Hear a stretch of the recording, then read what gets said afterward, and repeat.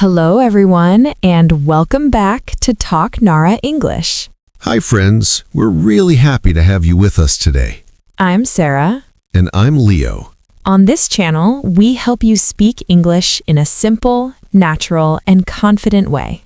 Real English for real life, the English you actually need. Before we begin, please like this video and subscribe to Talk Nara English.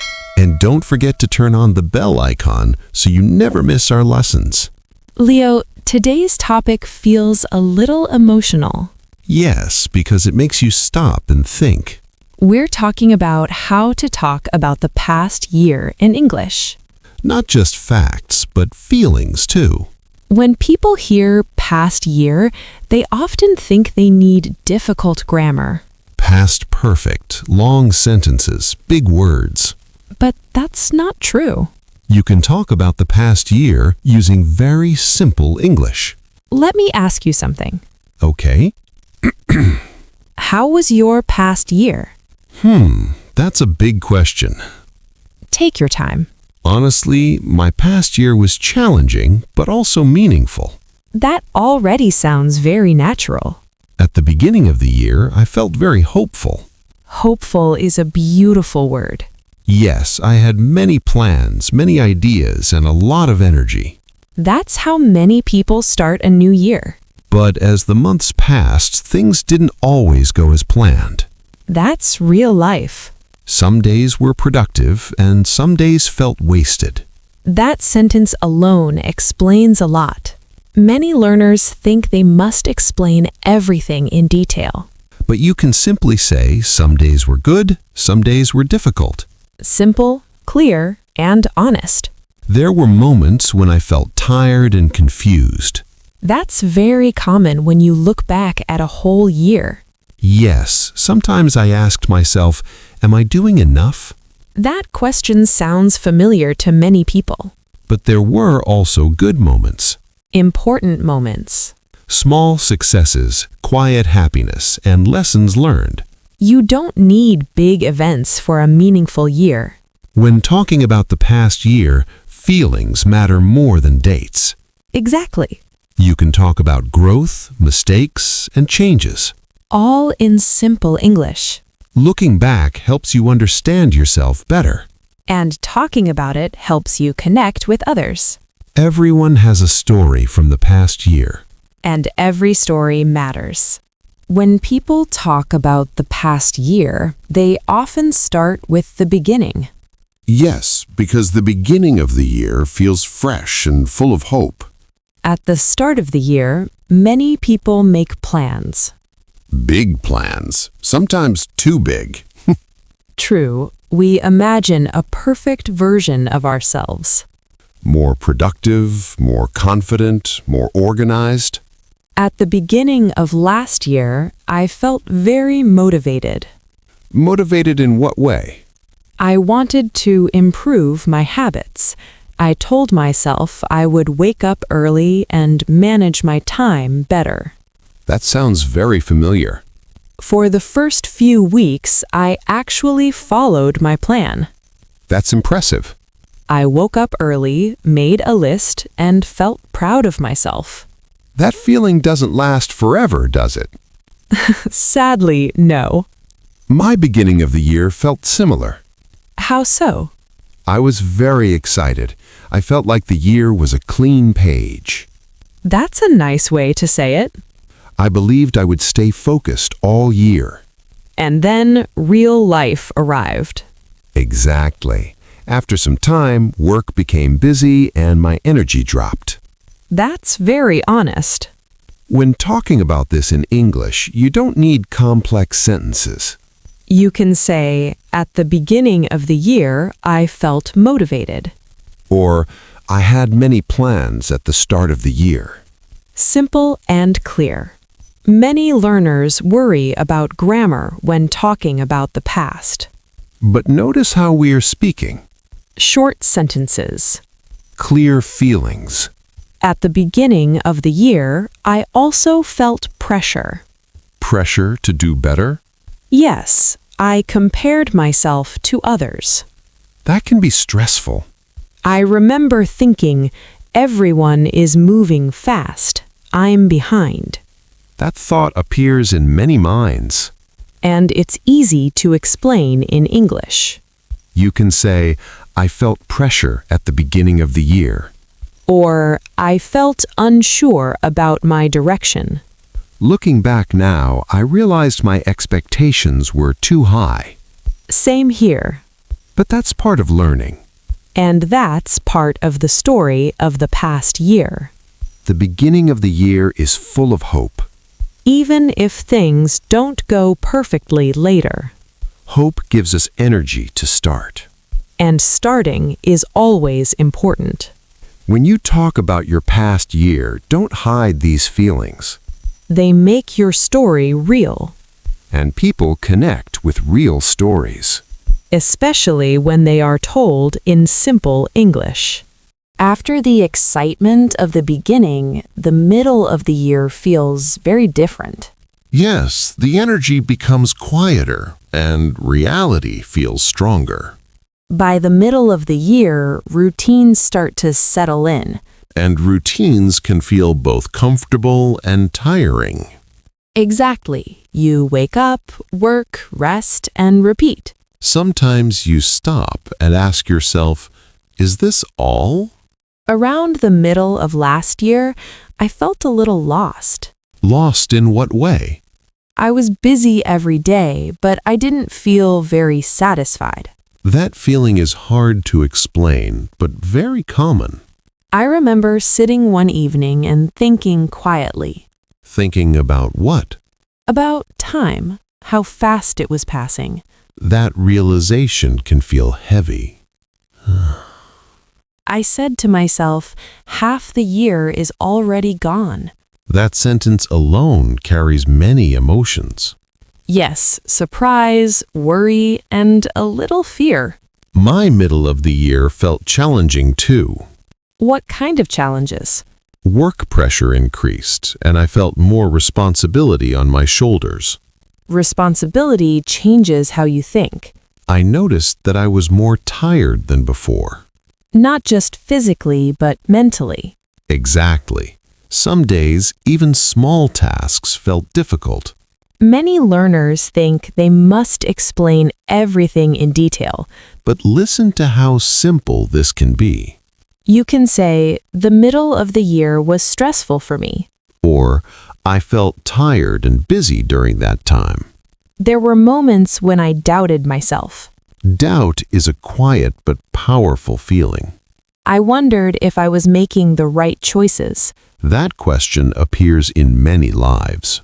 But the middle of the year also teaches patience. Yes, you learn to slow down. You realize you can't rush everything. And that's an important lesson. I also noticed small changes in myself. What kind of changes? I became more careful with my time. That's growth. I stopped trying to do everything perfectly. That's even bigger growth. I started focusing on what really mattered. The middle of the year doesn't feel exciting. But it feels honest. It shows you who you are without the excitement of new beginnings. And that honesty helps you grow. When you talk about this part of the year, keep it simple. Talk about feelings, not dates. Talk about challenges, not achievements. That's how real stories are told. When we think about the past year, people play a very big role. Yes, because many memories are connected to other people. Some relationships become stronger over time. And some relationships slowly change. Sometimes without us even noticing. That's very true. Last year, I realized how important some people were to me. Important in what way? They supported me during difficult moments. Support makes a big difference. There were days when I felt low, and a simple message helped me feel better. That small act means a lot. Yes, and it reminded me that I wasn't alone. That feeling stays with you. I also noticed changes in my relationships. What kind of changes? I became more selective with my time. That sounds healthy. I realized I couldn't give energy to everyone. That realization often comes quietly. Yes, not in one moment, but slowly. You just feel tired of explaining yourself. Exactly. Some conversations last year were difficult. Difficult conversations teach us a lot. Yes, I had to express feelings I usually kept inside. That can be uncomfortable. I remember saying, "I need some space right now." That sentence is very clear and calm. It wasn't easy to say, but it was necessary. Honesty often feels hard at first. There were also moments of joy. Of course, the past year wasn't only serious. I shared laughter with friends over small things. Those moments matter. Sometimes we laughed about old memories. Looking back together can be very comforting. Yes, it reminds you how far you've come. There were also moments of distance. Distance can feel confusing. You don't fight, but you don't talk either. That silence says a lot. In English, you can simply say, "We grew apart." Very simple, but very strong. The past year taught me how to communicate better. Not perfectly, but honestly. I learned to listen more. And to speak when it really mattered. Relationships shape our year more than events. They leave emotional marks. And those marks help us grow. When talking about them, simple English is enough. Work and learning take a large space in the story of a year. Yes, because that's where we spend most of our time and energy. When I look back at last year, I see many lessons. Lessons from success or from mistakes? Mostly from mistakes. Those are the strongest teachers. At work, I faced situations that pushed me out of my comfort zone. That sounds challenging. It was. I had to take responsibility for things I wasn't fully confident about. That kind of pressure changes you. I remember feeling nervous before important tasks. Nervous, but still moving forward. Yes, I told myself I will try my best. That sentence carries courage. My learning journey last year felt slow but steady. Slow progress is still progress. Exactly. Some days I felt motivated, and some days I felt stuck. That balance is very real. There were moments when I wanted to quit, Many people feel that. but I reminded myself why I started. That reminder helps. When talking about your learning in English, you can keep it simple. You can say, I learned a lot last year. Or, I struggled, but I didn't give up. Clear and honest. Last year also taught me patience. Patience with yourself is important. I stopped expecting instant results. That's a big change. I learned to celebrate small achievements. Small wins matter. Finishing a task, understanding something new, or feeling confident for a moment. Those moments add up. Work-life balance was also a lesson for me. That's a difficult balance to find. I realized I needed rest, not just productivity. Rest is part of growth. Sometimes I worked too much and felt exhausted. That happens to many people. I learned to say, "I need a break." That sentence is powerful. Looking back, last year wasn't perfect. But it wasn't wasted either. Every challenge taught something. And every effort mattered. When you talk about your work and learning, be honest. You don't need to impress anyone, Your story is enough. especially when you tell it in simple English. When we look back at the past year, health often becomes very important. Yes, because without health, everything else feels harder. Last year, I became more aware of my energy levels. Aware in what way? I noticed that I couldn't push myself all the time. That realization usually comes after feeling tired again and again. Exactly. There were days when my body felt fine, but my mind felt exhausted. Mental tiredness is difficult to explain, but very real. I remember saying, I feel tired even though I didn't do much. That sentence explains it perfectly. I also faced some health challenges last year. Serious ones? Not serious, but frequent. Small headaches, low energy, and stress. Those small things affect your daily life. There were afternoons when I just wanted to lie down and rest. And did you rest? Sometimes yes, sometimes no. We don't always listen to our bodies. Stress played a big role last year. Yes, stress slowly builds up You don't notice it at first. until one day you feel overwhelmed. I remember feeling emotional for no clear reason. That happens when stress stays too long. I said, I feel a bit low today. Very simple, very honest. Sleep was another issue for me. Trouble sleeping? Yes, I would go to bed tired, but my mind wouldn't slow down. That late night thinking is exhausting. I looked at the clock again and again. That makes it worse. Yes, and the next day felt heavier. Over time, I learned to take small care of myself. What kind of care? Drinking more water, taking short walks, and resting without guilt. Rest without guilt, that's important. I also learned to say no when I needed to. That protects your energy. It wasn't easy, but it helped. The past year taught me that health is not only physical. It's emotional too. Feeling calm matters as much as feeling strong. And both need attention. When you talk about health from the past year, keep it simple. You can say, I felt tired often. Or, I learned to take better care of myself. Those sentences say a lot.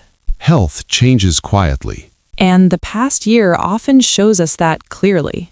Talking about it helps us understand ourselves better. When we talk about the past year, mistakes always come to mind. Yes, because mistakes leave strong memories. Last year, I made some choices that didn't work out well. That happens to everyone. At that time, I felt disappointed with myself. That feeling can be heavy. I remember thinking, I should have done better. That sentence is very common when we look back. Yes, and it can make you feel stuck in the past. But it can also teach you something. I also made mistakes last year. What kind of mistakes? Small ones that slowly became big problems because I ignored them. Ignoring problems usually makes them worse. I delayed things that needed attention. Procrastination is a quiet enemy. Very quiet, but very powerful. And later you feel stressed because of it. At one point, I stopped and reflected. Reflection changes everything. I asked myself why I kept repeating the same mistakes. That question takes courage. I learned that being kind to yourself is important. Yes, blaming yourself too much doesn't help. I said, I did my best with what I knew then. That's a healthy thought. The past year taught me to slow down and think before reacting. That's a valuable lesson. Instead of reacting quickly, I learned to pause. Pausing creates clarity. Some mistakes helped me grow emotionally. Growth is often uncomfortable. I learned to accept feedback without taking it personally. That's not easy. There were moments when I felt embarrassed about my mistakes. Embarrassment fades, but lessons stay. Yes, and now I can talk about them calmly. That shows growth. When learners talk about mistakes in English, they often feel nervous. But mistakes are part of every story. You can say, I made some mistakes last year. Or, I learned a lot from my mistakes.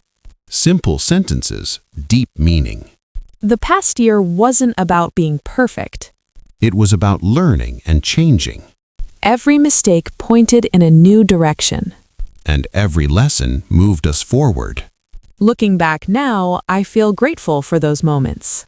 Grateful not because they were easy, but because they helped us grow.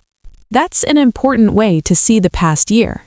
When we look back at the past year as a whole, It feels like a long journey. Yes, a journey with ups, downs, pauses, and surprises. Some parts of the year moved very fast, And some parts felt slow and heavy. but together they created a story. A very personal story. When I think about the past year now, I don't only see problems. I see effort. I see growth. And I see moments where I didn't give up. Last year taught me that progress is not always loud. Sometimes progress is quiet, It looks like patience. or learning to stay calm. I also learned that it's okay if everything doesn't make sense right away. Yes, life doesn't always give clear answers. Sometimes you only understand things later. When you look back, Talking about the past year helps you understand yourself better, it helps you see how far you've come. even if you feel like you didn't move much. You still moved. Many English learners feel nervous talking about the past. They worry about grammar mistakes. But real communication is not about perfect sentences. It's about honest meaning. You can say, "Last year was difficult for me." Or, last year taught me many lessons. These simple sentences are powerful. Because they come from real experience. When you share your past year, people listen. Because everyone has a past year. Everyone has memories, regrets, and proud moments. And that connects us. Before we end today's lesson, let's pause for a moment. Take a breath. Think about your own past year, not just what happened, but how you felt. How would you describe your past year in 1 or 2 simple English sentences? Was it challenging, meaningful, confusing, or hopeful? You can share your answer in the comments. Don't worry about mistakes, just express yourself. Your words might help someone else feel understood. If this lesson helped you, please like this video. And subscribe to Talk Nara English for more simple and real-life English lessons. Don't forget to turn on the bell icon. So you never miss a new video. Thank you for learning with us today. Keep practicing. Keep reflecting. And remember, your story matters, even in simple English.